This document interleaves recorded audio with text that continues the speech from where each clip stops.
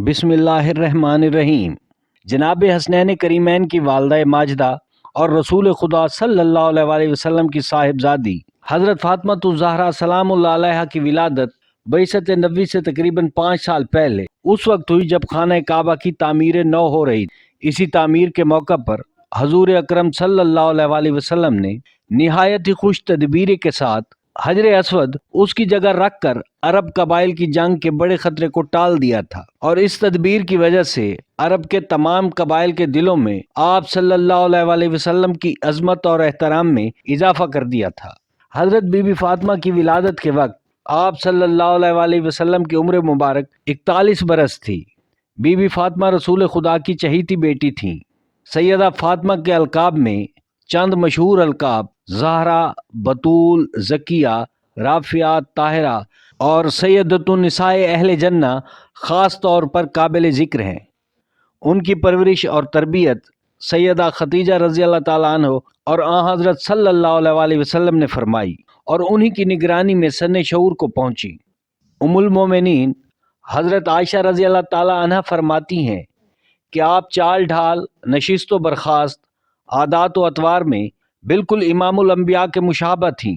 एक रिवायत में है कि अंसार सहाबा कराम रिजवानुल्लाह अलैहिम अजमईन की एक जमात ने हज़रत अली करमल्लाह वजहुल करीम को हज़रत फातिमा से शादी के लिए पैगाम भेजने की तरगीब दी। इस तरह हज़रत अली करमल्लाह वजहुल करीम हजूर नबी करीम सल्लल्लाहु अलैहि वसल्लम की बारगाह में हाजिर हुए और हर्फ मुद्दा बयान किया। हजूर नबी करीम सल्लल्लाहु अलैहि वसल्लम ने फौरन फरमाया अहलन व सहलन मरहबा, और फिर खामोश हो गए। अंसार सहाबा कराम की जमात बाहर मुंतजिर थी। हज़रत अली ने उन्हें हजूर पाक का जवाब सुनाया। इस पर सहाबा कराम बहुत खुश हुए और उन्होंने हज़रत अली को मुबारकबाद दी कि हजूर नबी करीम सल्लल्लाहु अलैहि वसल्लम ने आपका पैगाम मंजूर फरमा लिया। एक रिवायत में है कि एक दिन हज़रत अली की आज़ाद करदा लौंडी ने उनसे पूछा कि क्या फातिमा सलामुल्लाह अलैहा का पैगाम हजूर नबी करीम को किसी ने भेजा है? तो हज़रत अली ने फरमाया कि मुझे मालूम नहीं। इस पर आज़ाद करदा लौंडी ने कहा कि आप पैगाम क्यों नहीं भिजवाते? हज़रत अली मुस्कुराए और फरमाने लगे मेरे पास क्या चीज़ है कि मैं अक्द करूं। इस नेक बख्त ने हज़रत अली को मजबूर करके हज़रत अली मुर्तज़ा को हजूर अकरम सल्लल्लाहु अलैहि वसल्लम की खिदमत में भेजा। कुछ हजूर पाक के जलाल और कुछ अपनी फितरी हया की वजह से हज़रत अली ज़बान से कुछ न कह सके और सर झुकाए खामोश बैठे रहे। हजूर सल्लल्लाहु अलैहि वसल्लम ने खुद ही तवज्जो फरमाई और पूछा ए अली, आज खिलाफ मामूल बिल्कुल ही चुप चुप हो, क्या फातिमा सलामुल्लाह अलैहा से निकाह की दरख्वास्त लेकर आए हो? हैदर करार करमल्लाह वजहुल करीम ने अर्ज की बेशक या रसूल अल्लाह।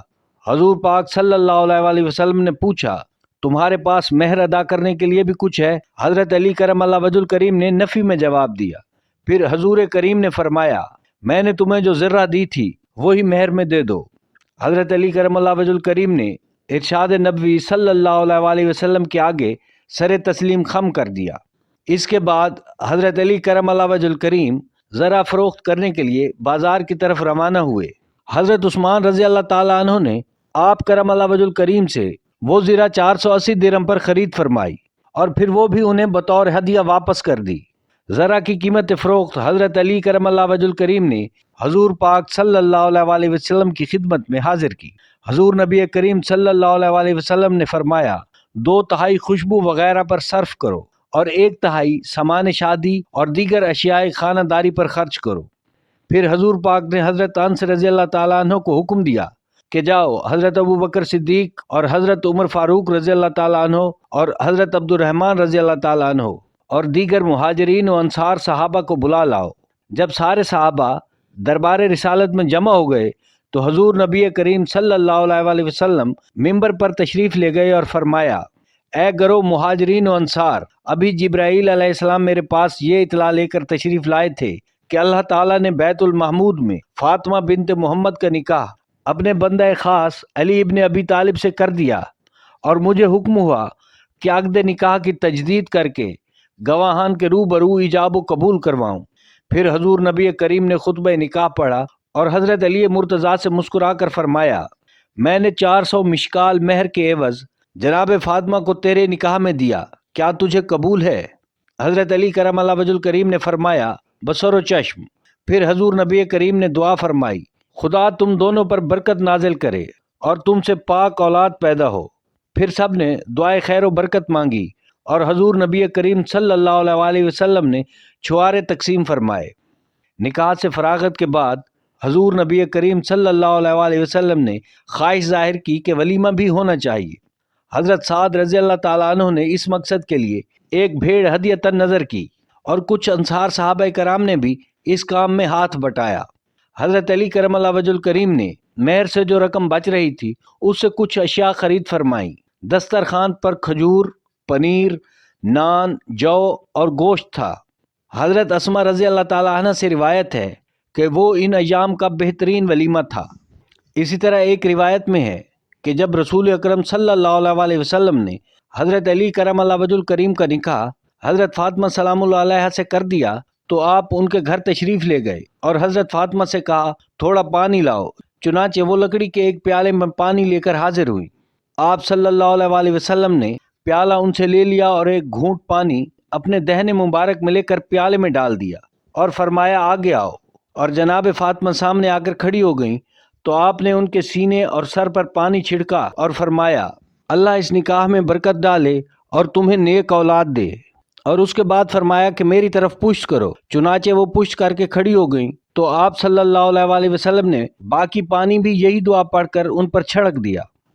اس کے بعد آپ نے حضرت علی کی جانب رخ کر کے فرمایا پانی لاؤ۔ حضرت علی کہتے ہیں کہ میں سمجھ گیا جو آپ چاہتے ہیں، چنانچہ میں نے بھی پیالہ پانی کا بھر کر پیش کیا۔ آپ صلی اللہ علیہ وسلم نے فرمایا آگے آؤ۔ میں آگے آ گیا تو آپ نے وہی کلمات پڑھ کر اور پیالے میں کلی کر میرے سر اور سینے پر پانی کے چھینٹے دیے۔ پھر فرمایا پشت پھیرو۔ میں پشت پھیر کر کھڑا ہو گیا تو آپ نے پھر وہی کلمات پڑھ کر پیالے میں کلی کر کے میرے مونڈھوں کے درمیان پانی کے چھینٹے دیے۔ اس کے بعد فرمایا اب اپنی دلہن کے پاس جاؤ۔ ایک روایت میں ہے کہ ایک مرتبہ حضور اکرم صلی اللہ علیہ وسلم کی خدمت میں کچھ غلام اور باندیاں آئیں تو حضرت علی کرم اللہ وجہ کریم نے حضرت بی بی فاطمہ کو مشورہ دیا کہ اس موقع پر آپ حضور نبی کریم کی خدمت میں جا کر ایک خادمہ کا مطالبہ کرو جو تمہاری گھریلو ضروریات میں تمہارے ساتھ تعاون کر سکے۔ چنانچہ حضرت بی بی فاطمہ اسی غرض سے حضور نبی کریم کی خدمت میں حاضر ہوئیں۔ اس وقت کچھ لوگ آپ کی خدمت میں حاضر تھے، اسی لیے حضرت فاطمہ واپس آ گئی۔ پھر جب دوسرے وقت حضور نبی کریم صلی اللہ علیہ وسلم حضرت بی بی فاطمہ کے گھر تشریف لائے تو اس وقت حضرت علی بھی موجود تھے۔ حضور نبی کریم نے دریافت فرمایا کہ فاطمہ تم اس وقت مجھ سے کیا کہنا چاہتی تھیں؟ جناب فاطمہ حیا کی بنا پر خاموش رہیں۔ حضرت علی نے عرض کی کہ یا رسول اللہ، جناب فاطمہ کے چکی پیسنے کی وجہ سے ہاتھوں میں چھالے اور مشکیزہ اٹھانے کی وجہ سے نشان پڑ گئے ہیں۔ اس وقت آپ صلی اللہ علیہ وسلم کے پاس کچھ باندیاں ہیں تو میں نے ان کو مشورہ دیا تھا کہ آپ صلی اللہ علیہ وسلم سے ایک باندی طلب کر لیں تاکہ اس مشقت سے بچ سکیں۔ حضور نبی کریم صلی اللہ علیہ وسلم نے یہ سن کر فرمایا اے فاطمہ، کیا تمہیں ایک ایسی چیز نہ بتا دوں جو تمہارے لیے کئی خادموں اور باندیوں سے بہتر ہے؟ جب تم رات کو سونے لگو تو 33 بار سبحان اللہ، 33 بار الحمدللہ اور 34 بار اللہ اکبر پڑھ لیا کرو۔ ایک روایت میں ہے کہ حضرت سلیمان فارسی کی بیماری شدت اختیار کر گئی تو اس بیماری سے شفا کے لیے حضرت بی بی فاطمہ نے یہ دعا تعلیم فرمائی تھی، اللہ کے نام سے جو رحمان اور رحیم ہے، اللہ کے نام سے جو نور ہے، اللہ کے نام سے جو نور ہی نور ہے، اللہ کے نام سے جو بلند نور ہے، اللہ کے نام سے جو تمام امور کا منتظم ہے۔ تمام تعریف اللہ کے لیے جس نے خلق کیا نور کو نور سے اور نازل کیا نور کو کوہ طور پر اور بیت المعمور پر اور خانہ کعبہ کے اوپر، آسمان پر جو کہ کتاب لوح محفوظ میں کشادہ اور آنکھ میں اور نپی تلی مقدار میں ہے، اور نازل فرمایا اپنے نبی صلی اللہ علیہ وسلم پر۔ تمام تعریف اللہ کی ہے جس کا ذکر انتہائی عزت سے کیا جاتا ہے اور وہ صاحب عظمت و شہرت ہے، اور وہ جو کہ ہر خوشی اور غمی میں لائق شکر ہے۔ اللہ کی رحمت و محمد صلی اللہ علیہ وسلم اور ان کی پاک اور پاکیزہ آل پر۔ ناظرین، آپ کو ویڈیو کیسی لگی کمنٹ میں ضرور بتائیے گا۔ چینل کو سبسکرائب کیجئے، بیل آئیکن کو پریس کریں تاکہ ہر نئی آنے والی ویڈیو کا نوٹیفیکیشن آپ کو بر وقت ملتا رہے۔